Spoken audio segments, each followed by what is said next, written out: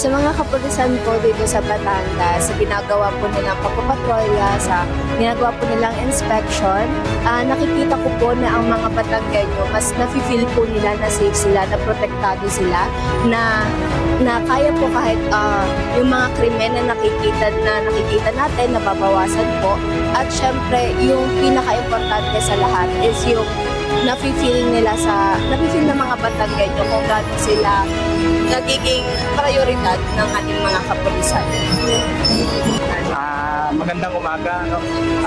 Sa akin palagay sa yung pagpapatrolya o sa dami ng kapulisan ay mas lalong nagiging ligtas ang lalawigan ng Batangas. Kasi sa bawat tulok ng bayan o barangay ay may mga pulis kayo nakatalaga, mas nababa ang krimen.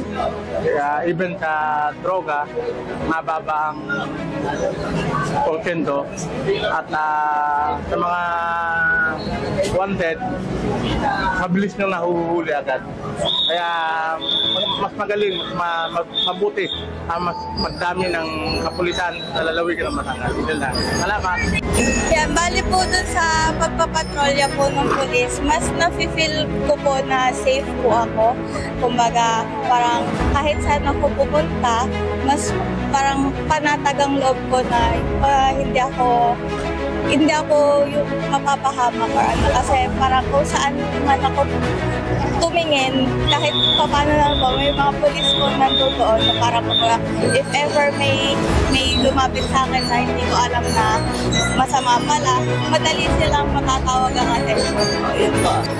Ay, magandang umaga po sa inyo lahat. Bilang po isang residente ng Batangas City, nakakita po ako malimit ng mga kapulisan, mga school, simbahan at mga publikong lugar, which is maganda po yun para po sa mabilisang hindi po ng tulong na kalimitan po noong mga 80s ay nakita po ang mga pulis sa loob ng presinto. Ngayon po nagiging visible na po sila sa mga publiko at maraming tao. Maraming salamat po sa ating kapulisan at sisipat ng mga pocket ng magandang kapulisan. Magandang umaga.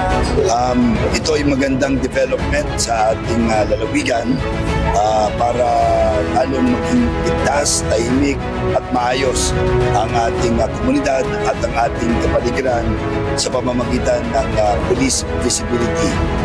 Alam naman natin na ang sandigan ng ating mga mamamayan, lalo higit pagdating sa peace and order and safety ng ating lugar, ay ang ating pulisya. So maraming salamat sa ating Philippine National Police, lalo higit sa lalawigan Batangas, at naway may patuloy po ninyo ang inyong maganda at mabuting ginagawa. Visibility, hindi lang visibility, yung tunay na ginagawa. Ha?